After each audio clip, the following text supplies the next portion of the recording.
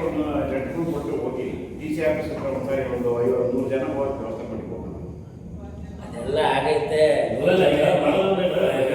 ಸೇವೆನೆ ಮಾಡಿದ್ರಲ್ಲ DC office ಅಂದ್ರೆ ಸರಿ ಡಿ.ಸಿ ಆಫೀಸ್ಗೆ ಹೋಗೋಣ. ಈಗ ಒಂದು ಪ್ರೆಸ್ ಮೀಟ್ ಮಾಡೋಣ. ಪ್ರೆಸ್ ಮೀಟ್ ಮಾಡೋ ಭಾಗದಲ್ಲಿ ಡಿ.ಸಿ ಆಫೀಸ್ ಮನವಿ ಮಾಡೋದು ಡಿ.ಸಿ ಆಫೀಸ್ ಪ್ರೆಸ್ ಮೀಟ್ ಮಾಡೋದ್ರಲ್ಲಿ ಬರೀ ಒಂದಷ್ಟು ಜನ ಹೆಂಗಸರು ಕರ್ಕೊಂಡು ಹೋಗೋಣ. ಯಾರೋ ಒಂದಷ್ಟು ಜನ ಹೆಂಗಸರು ಮಕ್ಕಳು ಕರ್ಕೊಂಡು ಹೋಗ್ಬಿಟ್ಟು ಈ ಥರ ಪರಿಸ್ಥಿತಿ ಆಗಿದೆ ಅಂತ ಕರ್ಕೊಂಡು ಹೋಗೋಣ. ನಾನು ಇಷ್ಟೇ ಕೇಳೋದು, ನೀವು ಬಂದ ಕಾವ್ಯಗಳನ್ನ ಇಲ್ಲ ನೀವು ಮುಂಚೆ ಅವಕಾಶ ಕೊಡಿ. ಎರಡೇ ಕೇಳೋದು. ಎಷ್ಟು ದಿನ ನಾವು ಇವಾಗ 5 ವರ್ಷ ಶಾಂತಿ ಹೋರಾಟ ಮಾಡ್ಕೊಂಡ್ ಇದ್ವಿ, ಎಲ್ಲ ಕಾನೂನು ನೀವು ಕೇಳ್ತಾ ಇದ್ದೀವಿ ಮಾಡ್ತಾ ಇಲ್ಲ ನೀವು ಮುಂಚೆ ಅವಕಾಶ ಕೊಡಿ. ಇಷ್ಟೇ ನನ್ನ ಪ್ರಶ್ನೆ ಆಗಬೇಕು. ಇಲ್ಲ ಇನ್ನೊಂದು ವಿಚಾರ ಹೇಳ್ಬೇಕು ಅಂತಂದ್ರೆ, ನಾವು ಬಳಸ್ತಾ ಇರೋ ಕೆಮಿಕಲ್ ಫ್ಯಾಕ್ಟ್ರಿಗಳಲ್ಲಿ ಬರ್ತಾ ಇರ್ತಕ್ಕಂಥ ಯುರೇನಿಯಂ ಅಂಶ ಕಂಡು ಬರ್ತಾ ಇದೆ. ಆ ಯುರೇನಿಯಂ ಅಂಶ ಬಳಸೋದಕ್ಕೆ ಬಾಂಬ್ಗಳು ತಯಾರು ಮಾಡ್ಸಕ್ಕಂಥ ಕೆಮಿಕಲ್ ಅದು. ಆ ಮಟ್ಟದ ರಾಸಾಯನಿಕ ಫ್ಯಾಕ್ಟ್ರಿ ಬಿಡ್ತಾ ಇರೋದನ್ನ ಯಾಕೆ ಕೇಳಬಾರ್ದು? ರಿಪೋರ್ಟ್ ಬಂದಾಗ ಅದು ಯಾರು TTDS ಕಳಿಸಿದ್ದೀನಿ ಒಬ್ಬರಿಗೆ ಬರಲಿ, ಅದಕ್ಕೆ ಒಂದು ಇಮೇಲ್ ಕಳಿಸ್ಬಿಡೋದು, ಯಾವ್ದಾದ್ರು ಇಮೇಲ್ ಕಳಿಸ್ಬಿಟ್ಟು ಕಳಿಸ್ತೀವಿ ಅಂತ ಹೇಳಿ ಅವತ್ತು ಬಂದು ಇಲ್ಲಿ ಕೆರೆ ಹತ್ರ ಪೆಂಡಲ್ ಹಾಕಿ ಮೀಟಿಂಗ್ ಮಾಡೋ DC ಅವರೆಲ್ಲ ಬಂದಿರಲ್ಲ, ತಹಸೀಲ್ದಾರ್ ಅವರೆಲ್ಲ ಬಂದ್ಮೇಲೆ ಅದೇನಾಯ್ತು ಮಾರನೇ ದಿನ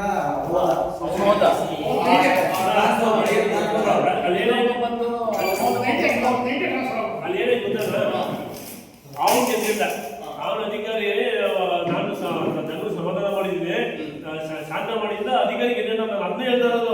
ಅಧಿಕಾರಿ ಒಂದು ಇರ್ತಾರೆ, ನನಗೆ ಓದ್ತಾರೆ ತಹಶೀಲ್ದಾರ್ ಒಂದೇ ಮಾತು ಹೇಳ್ತಾರೆ, ಒಂದು ಸೊಲ್ಯೂಷನ್ ಇದು ತಹಶೀಲ್ದಾರ್ ಕೈಯಲ್ಲಿ ಬಗೆಹರಿಸುವಂತ ಸಮಸ್ಯೆ ಅಲ್ಲ. ಒಬ್ಬನ ಹೇಳ್ಬಿಡೋದು ಗೊತ್ತಾ, ನನ್ನ ಕೈಯಲ್ಲಿ ಸಮಸ್ಯೆ ಬಗೆಹರಿಸೋದು ಏನಿದೆ ಕರ್ಕೊಂಡ್ಬಂದಿ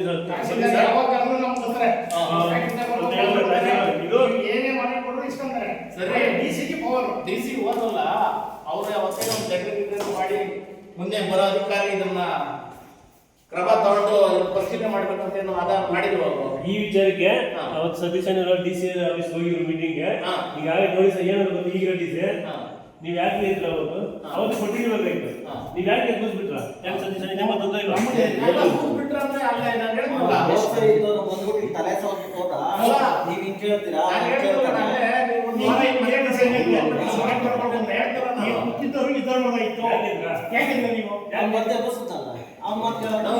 ನಾನು ಹೇಳಿದ್ರೆ DC ಅವ್ರಿಗೆ ಒಂದು ವಾರ ಇದ್ದ ಮಲಿಕಳಿ ಊಟ ಉಪಚಾರ ಎಲ್ಲ ಮಾಡ್ತೀವಿ ನಾವು, ಇನ್ನೊಂದು ವಾರ ಇದೆ ಅಂತ ಹೇಳಿದ್ನಲ್ಲ ನಾನು.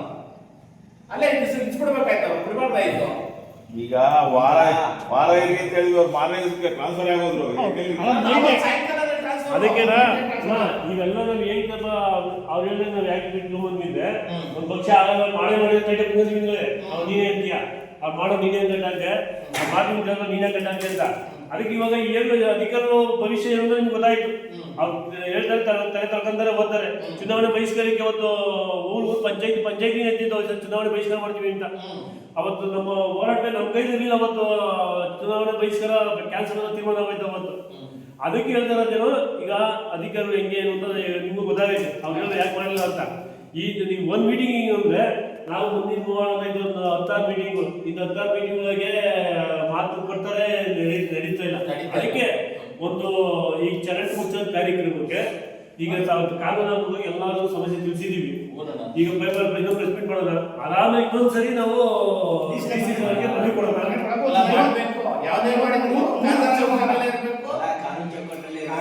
ನಾವು ಹೇಗಾಗಿ ಮುಂಚಿರೋದಲ್ಲ, ಅದಕ್ಕೆ ಸಂಬಂಧಪಟ್ಟ ಹಿಂಗೆ ಪ್ರೆಸ್ ಮೀಟ್ ಮಾಡಿದ್ದೀವಿ, ಅದು ಸಂಬಂಧಪಟ್ಟ ಪೊಲೀಸ್ ಸ್ಟೇಷನ್ ಆಧಾರ ಕೊಟ್ಟಾಗ ಆ ಕೇಸ್ ಅಲ್ಲಿಗೆ ಕ್ಲೋಸ್ ಆಯ್ತು. ಆ ಪೊಲೀಸ್ ಪುಣ್ಯಾತ್ಮರಿಗೆ FIR ಆಗೋದು ಬರಲ್ಲ. ಅದು ಯಾವ ರೀತಿ FIR ಆಗಬೇಕು ಅಂತ ಅಂದ್ರೆ ನಾವು ಯಾವುದೇ ರೀತಿಯಾದಂತ ಲೀಗಲ್ಲಿ ನಾವು ಮಾಡೇ ಇದೆ.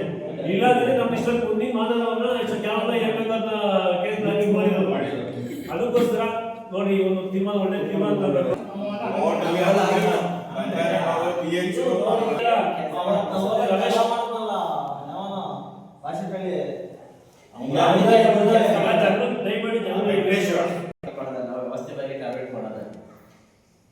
ಇವಾಗ ಏನು ನಾವು ಮುಚ್ಚಬೇಕು ಅಂತ ಇದೀವಲ್ಲ, ಆ ಐಡೆಂಟಿಫೈ ಸ್ಪೆಸಿಫಿಕ್ ಜಾಗ ಐಡೆಂಟಿಫೈ ಮಾಡ್ಬಿಟ್ಟು ಲೆಕ್ಕ ಕೊಡಿ, ಇಂತಿಂತ ಜಾಗದಲ್ಲಿ ಇಂತಿಂತ ಅವೆಲ್ಲ ಮಾಡಿ ಮುಚ್ಚಿಸ್ತಿರಲ್ಲ ನಾವು ಮುಚ್ಚಿಸ್ತೀವಿ.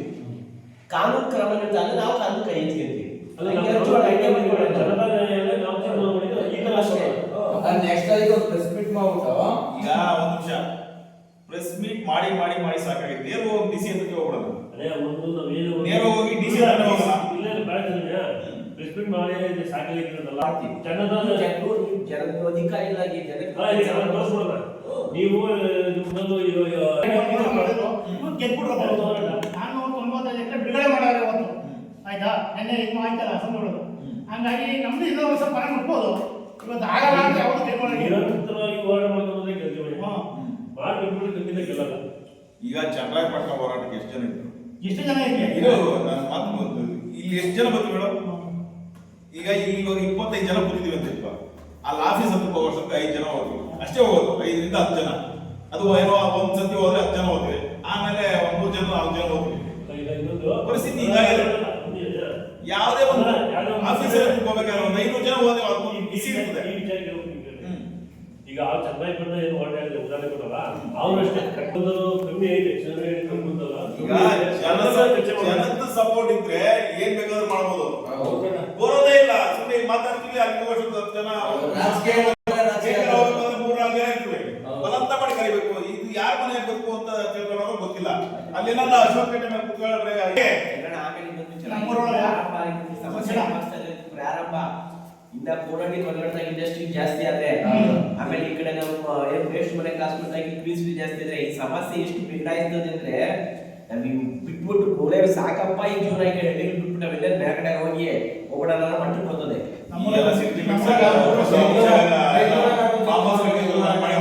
ಪರಿಸ್ಥಿತಿ ನಮ್ಮೂರ 3 ವರ್ಷದಿಂದ 40 ಜನ ಸತ್ತವ್ರೆ. ಈಗ 20 ಜನ ವಯಸ್ಸಾಗಿ ಸತ್ತವ್ರೆ. 40 ಜನ 50 ವರ್ಷ ಒಳಗಡೆ ಈ ಕಿಡ್ನಿ ಲಿವರ್ ಈ ಹಾರ್ಟ್ ಎಲ್ಲ ಇದೆ, ಅಂಗಾಂಗ ಹೋಗಿರೋದೇ ಎಲ್ಲರೂ 25 ವರ್ಷ ಮೇಲ್ಪಟ್ಟು 40 ಜನ ಸತ್ತವ್ರೆ.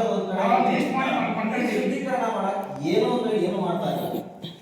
ಅಲ್ಲ ಇಲ್ಲಿ ನಮ್ಮ MLA ಅವರು ಅಸೆಂಬ್ಲಿ ಒಳಗೆ ಇದ್ರೊಳಗೆ ಮಾತಾಡಿದಾಗ ಕಾರಿಗೆ ಮಗ ಏನ್ ಹೇಳಿದ್ರು, ಇನ್ 2 ತಿಂಗಳು ನಮ್ ಟೈಮ್ ಬರೀ 9.5 ಲಕ್ಷ 9.5 ಕೋಟಿ ರಿಲೀಸ್ ಮಾಡಕ್ಕೆ ಇನ್ 2 ತಿಂಗಳು ಕಾಲಾವಕಾಶ ಹೇಳಿದ್ರು.